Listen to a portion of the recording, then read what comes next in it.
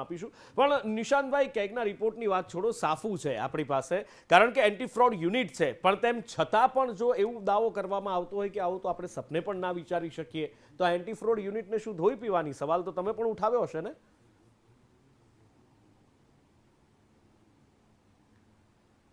નુપુરભાઈ, સંદેશના દર્શકોને જમીન કૌભાંડીઓનો શબ્દ, જમીન માફિયાઓનો શબ્દ સાંભળવા મળે તો કંઈ ઓચિંતો નથી.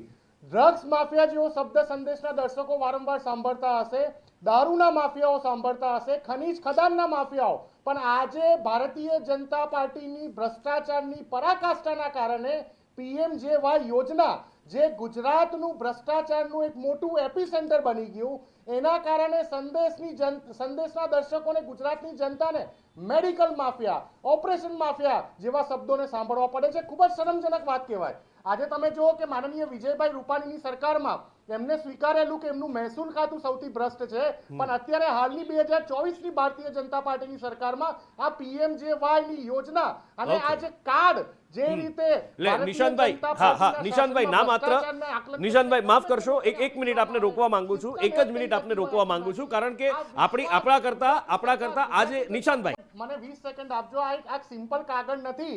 આ અમારા વડોદરા શહેરના કોંગ્રેસના પ્રવક્તા વિશાલ પટેલે એક આરટીઆઈ કરી હતી પીએમજે યોજના અંતર્ગત, જેનો રિપ્લાય 9/12/2024 રોજ મળ્યો. એમાં સામાન્ય ક્વેશ્ચન એક જ કરેલો કે વડોદરા જિલ્લામાં પીએમજે હેઠળ થયેલી પ્રાપ્ત કુલ દાવા અને ચૂકવણીઓ. વિચાર કરો, જવાબ એવો મળે છે, સદર માહિતી અત્રેની કચેરીમાં ઉપલબ્ધ નથી.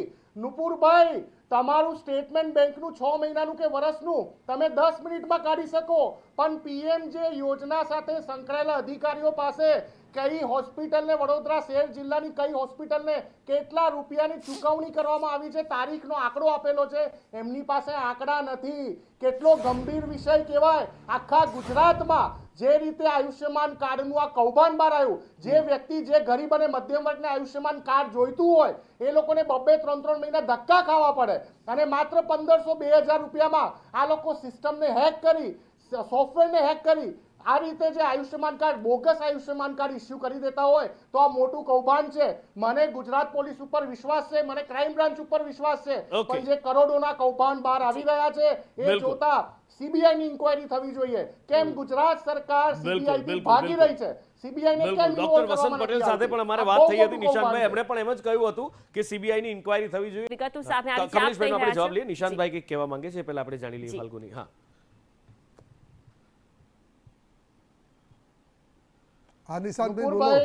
કમલેશભાઈ રાજગોર, મારા મોટા ભાઈ એવું કહે છે કે જો તમારી સાથે કોઈ હોસ્પિટલ આવું કોઈ કાર્ય કરે તો તમારે કમ્પ્લેન કરવાની. અરે ભાઈ, કોઈ વ્યક્તિને હાર્ટ એટેક આવ્યો હોય, કોઈ વ્યક્તિને બ્રેઇન સ્ટ્રોક આવ્યો હોય, ઇમરજન્સીની પરિસ્થિતિનું નિર્માણ થયું હોય, એવા સમયમાં એ વ્યક્તિ પોતાના સ્વજનને બચાવવાની કામગીરી કરશે કે તમને આવીને કમ્પ્લેન કરશે?